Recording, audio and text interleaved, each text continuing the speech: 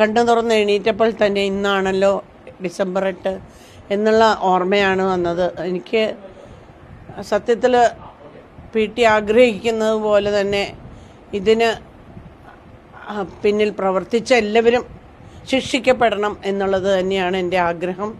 തീർച്ചയായിട്ടും ഇന്ത്യൻ ജുഡീഷ്യറിയെ ഞാൻ വിശ്വസിക്കുന്നുണ്ട്. അതുകൊണ്ട് തന്നെ ന്യായമായിട്ടും ആ കുട്ടിക്ക് അനുകൂലമായിട്ടുള്ള, അതായത് ആ കുട്ടിയെ ഇതുപോലെ ബുദ്ധിമുട്ടിച്ച ആളുകൾക്കെതിരെ തീർച്ചയായിട്ടും വിധി വരും എന്ന് ഞാൻ പ്രതീക്ഷിക്കുന്നുണ്ട്.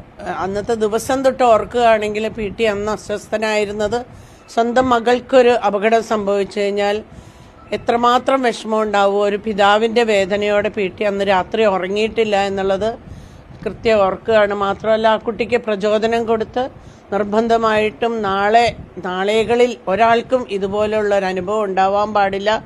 ഈ ഫീൽഡിൽ ഇതുപോലെ ഒരുപാട് കാര്യങ്ങൾ നടക്കുന്നതായിട്ട് ഞാൻ കേട്ടറിഞ്ഞിട്ടുണ്ട്. പക്ഷേ ഇതുവരെ അങ്ങനെ ഒരു മുന്നിൽ വന്ന് ഇതിനെതിരെ പോരാടാൻ ഒരാൾ വന്നിട്ടില്ല. അതുകൊണ്ട് മോൾ അങ്ങനെ ചെയ്യരുത്, ഇതിനെതിരെ സത്യം എന്തായാലും ജയിക്കും എന്നുള്ളൊരു ധൈര്യം കൊടുത്ത് PTയുടെ ഫോണിൽ നിന്ന് തന്നെയാണ് IG-യെ വിളിച്ചു കൊടുക്കുകയും അതുപോലെ തന്നെ സംസാരിക്കുകയും ഈ കേസിൻ്റെ ഡീറ്റെയിൽസ് ഒക്കെ ആ കുട്ടി പറയുകയും ചെയ്തത്.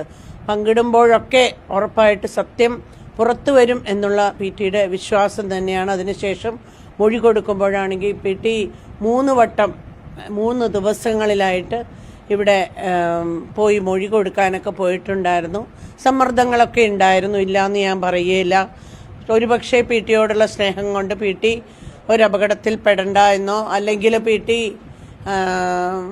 സൈഡ് ലൈൻ ചെയ്യപ്പെടരുതെന്നോ അല്ലെങ്കിൽ PTക്കെതിരെ ഒരു നീക്കം എന്തെങ്കിലും ഉണ്ടാവണ്ട എന്നെല്ലാം വിചാരിച്ചിട്ടാവും പലരും മൊഴി കൊടുക്കരുത് എന്ന് വരെ പറഞ്ഞവരുണ്ട്. പക്ഷേ PT അന്ന് പറഞ്ഞ ഒരു ഉത്തരം ഞാൻ കൃത്യമായിട്ട് ഓർക്കുകയാണ്. ഞാൻ ഒട്ടും കൂട്ടി പറയാൻ തയ്യാറില്ല, പക്ഷേ കുറച്ചൊട്ടും പറയാനും ഞാൻ തയ്യാറല്ല എന്ന് പറഞ്ഞത്.